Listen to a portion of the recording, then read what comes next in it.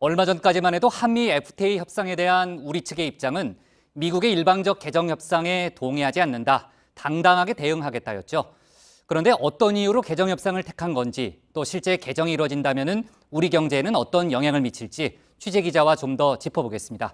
경제산업부 강나현 기자가 나와 있습니다. 강 기자, 협상 결과야 이제 지켜봐야 되겠지만요. 일단 개정 협상에 착수했다는 것 자체만으로도 어떻게 보면 우리가 백기를 들었다, 이렇게 볼 수 있는 측면이 있는 거 아닌가요?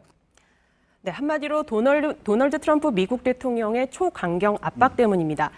8월에 있었던 1차 회의 때만 해도 우리나라는 개정보다는 효과를 따져보자고 했었죠. 그렇죠. 그런데 트럼프 대통령이 얼마 지나지 않아 FTA 폐기까지 언급하는 등 이른바 미치광이 협상 전략을 다시 꺼낸 겁니다. 근데 많이 쓰는 표현인데요. 미치광이 협상 전략이란 게 뭡니까? 네, 상대를 비이성적인 방식으로 강하게 밀어붙이는 전략을 일컫는 말인데요. 김현종 통상교섭본부장도 최근 미국 방문을 통해 트럼프 대통령의 폐기 위협이 단순한 제스처가 아니라 실제적이고 임박하다고 언급하는 등 상황이 심상치 않다는 판단을 하면서 우리 정부가 협상 테이블을 택한 것으로 보입니다. 네, 근데 또 여기에 네네. 북한 핵 위협에 따른 미국과의 공조가 필요한 상황이고, 그리고 개정 협상을 통해서 우리가 원하는 바를 좀 더 공세적으로 요구할 수도 있겠다는 그런 판단도 작용한 것으로 보입니다. 그런 정치 외교적인 문제도 좀 포함이 돼 있군요. 근데 강 기자, 트럼프 대통령이 예전에 이제 대선 때부터요, 한미 FTA에 대해서 많은 언급을 했는데, 특히 이제 한미 FTA가 미국 무역 적자의 주범이라면서 짚은 분야가 이제 자동차와 철강 분야잖아요. 당연히 이 두 분야에 미국의 공세가 집중될 것 같은데 어떻게 전망을 합니까?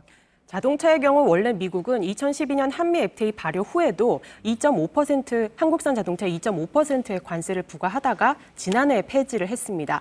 일본산이나 유럽산 자동차에 비해서 한국산 자동차가 이 관세가 없기 때문에 유리한 면이 있었던 건데, 이번 개정 협상에서 일정 수준의 관세를 다시 부과하겠다고 나올 가능성이 있습니다.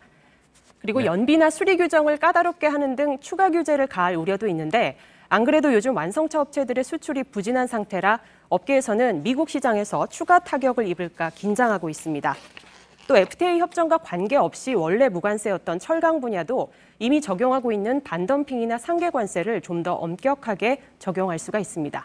근데 지금 이제 강 기자가 언급한 자동차나 철강 분야 같은 경우에는 트럼프 대통령이 공식적으로 많이 얘기했던 그런 분야잖아요. 근데 사실은 이제 숨어 있는 또 다른 뇌관이 있다라고 이제 전문가들이 지적하는 게 농산물 분야로 알고 있는데, 강 기자는 어떻게 전망하나요? 지난 8월 서울에서 열린 1차 회의 때 미국이 미국산 농산물의 관세를 없애달라고 했었습니다. 원래 소고기나 마늘 등 110여 개 품목에 대해서는 15년 이상 시간을 좀 두고서 관세를 서서히 없애자, 이렇게 정해놨었는데, 이를 포함해서 500여 개 품목에 대한 관세를 바로 없애달라는 겁니다. 그러면서도 미국으로 들어오는 한국 농산물엔 관세를 5년에서 10년 더 매기겠다는 입장입니다.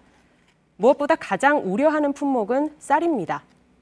2007년 한미 FTA 체결 당시엔 비켜갔지만 미국 쌀 산지 지역 의원들과 이익단체들이 개방 요구가 워낙 거센 상황이라서 국내 농업 기반이 급격히 흔들릴 것이라는 우려가 나오고 있습니다. 네, 정말 이 농산물 분야는 상당히 예민한 그런 부분이잖아요.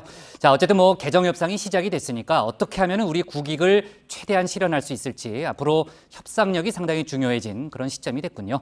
네, 좋습니다. 지금까지 경제산업부 강나현 기자였습니다.